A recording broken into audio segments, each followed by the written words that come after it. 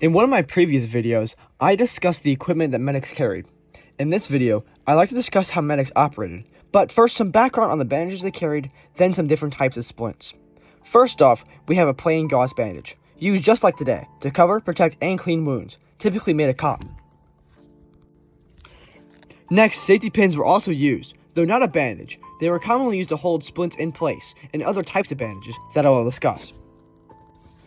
Also not a bandage, a adhesive plaster, otherwise known as medical tape, can be used to assist in sealing wounds and can be used as a reinforcement for staples and sutures. Plaster of Paris is a bit different. It was primarily used to create casts for immobilizing broken bones. This method allowed for undisturbed healing and was crucial for stabilizing injuries in soldiers before evacuation. The use of plaster casts help relieve pain and prevent further damage during transport. Quote, in World War II, plaster was used on a large scale, not only to stabilize fractures, but as a fracture-light safe evacuation of wounded soldiers by ambulance or train. This type of plaster came in 6 pounds to 25-pound containers. If you want to know more about ambulance trains, click the video above. Back on topic. A stock net is used as a protective layer beneath casts and bandages to provide comfort and prevent skin irritation, coming in 3, 6, and 9-inch rolls. That's 25 yards long. Back to bandages. We have the first aid dressing, otherwise known as the Carlisle bandage.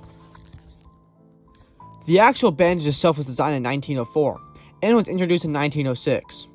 The improved version was introduced in 1940. At this point, there was still a medical container, the first version, and the second version was a wax container. Here's an example of the World War I variant, a World War II variant, and the cardboard version. There's also a laminated version that is paper foil.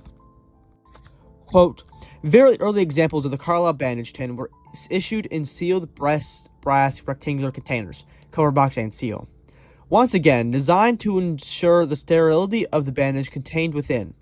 Early examples of first aid packets did not yet contain a self-humidified shaker envelope, only introduced by the end of 1941, and were painted using an olive drab No. 7 color shade. Containers manufactured by the medical department workshops did not bear the department's markings, while those supplied by Bauer and Black of Chicago display the manufacturer's name. More manufacturers received government contracts. Further additions were made. MedDepartment.com states, in the middle of 1941, the medical department decided to amend the specifications and placed purchase orders for containers made out of tin instead of brass. The new version was introduced by fall of 1941, together with the very first self-humidified shaker envelopes. When additional restrictions for raw materials became mandatory, the medical department once more had to be attentive and now looked towards the expanding plastics industry. It was also with a sulfa packet, or later in the war being phased out for sulfa tablets, known as wound tablets, which I've discussed both in the previous videos. Inside the actual bandage is a large pad with 2 gauze rectangular wings used to wrap around the patient's limb. There's a larger version of this too that is used for gut wounds, but includes 4 gauze wings and is substantially larger. If you want to learn more about the Carlisle bandage and other drugs similar to it, I made a previous video I'll attach above. Next on the list we have absorbed cotton, which is used for soaking up blood and other fluids.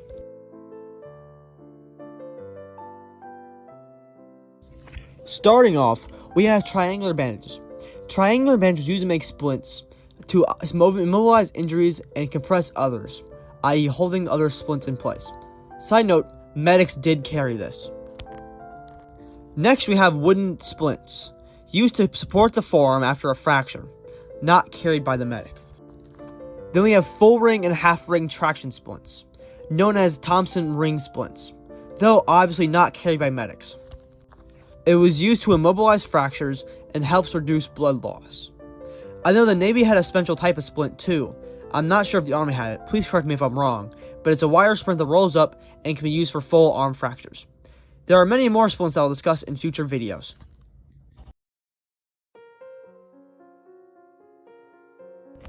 Starting off with gunshot wounds, going to fractures. I got all these from a 1938 training film on first aid called First Aid. Periscope Films has it labeled as First Aid, 1938 U.S. Army Single Corps Combat First Aid Training Film 68444.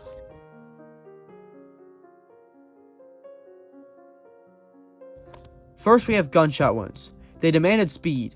Field dressings, i.e. sterile gauze, was tight, rapidly and firm to compress the wound.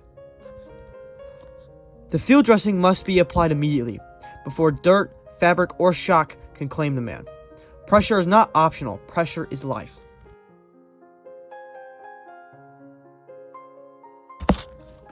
Medics were trained to leave embedded plate metal in place. Packing in pressure prevented further tearing while buying time for surgery. Quote, do not remove the fragment in the field. Stabilize the object, stop the bleeding, move the casualty.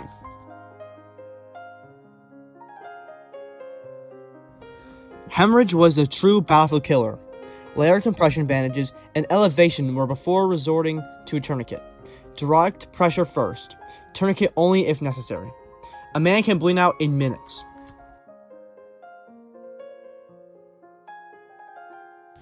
Burn treatment focused on protection. The bandage wasn't tight. It was protective. Infection and fluid loss were enemy here.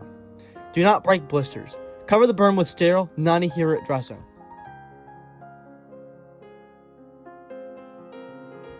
Abdominal injuries were fragile. No packing, no digging, just sterile coverage and rapid evacuation. Apply a sterile dressing gently. Do not probe. Handle with the wound as little as possible. A sucking dress wound required an occlusive dressing. Seal on 3 sides, monitoring constantly. One mistake could collapse a lung. Seal the wound to prevent air from entering. Watch the breathing.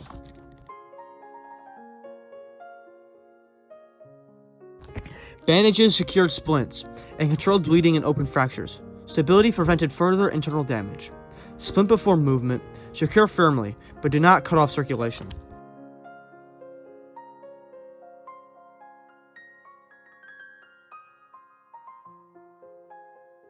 I also got a comment to take a look into Navy medical personnel, which I found super interesting. So here is how they operated. From a Navy Blue Jackets manual training film called Essentials of First Aid, it states,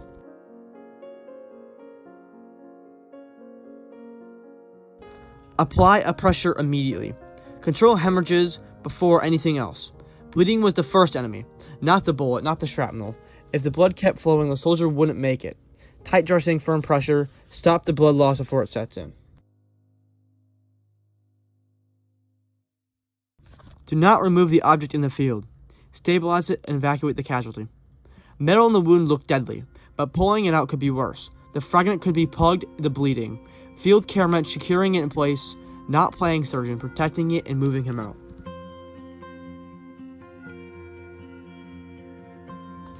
Seal the wound immediately. Prevent air from entering the chest cavity. A hole in the chest meant air went in where it didn't belong. Each breath could collapse the lung. The solution wasn't complicated. Immobilize before moving. Secure joints above and below the break. A broken bone wasn't just pain, it was hidden bleeding. Moving a man without splinting could tear vessels and make it fatal. Splint first, then move. Stability meant survival.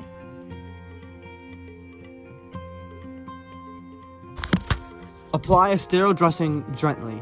Do not probe. Handle the wound as little as possible. Abdominal injuries were fragile. No packing, no digging, just sterile coverage and rapid evacuation. The more you touched it, the worse it became. Protect it and move.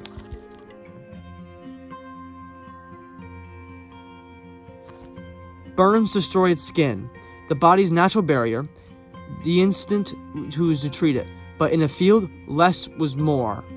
Cover it cleanly and prevent infection. Treat shock, get out.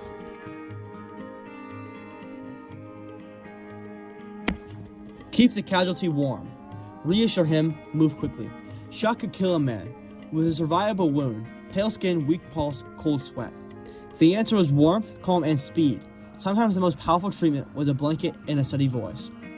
To find this training film, go to Periscope Films and search XD 4619, Essentials to First Aid, U.S. Navy World War II training film, tourniquets, and basic medical care.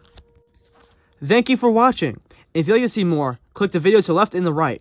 If you have any video sessions or questions, comment below, and have a great day. Also, big shout out to the Music Geek for the Navy idea. I will 100% be looking into more of this stuff as soon as I possibly can.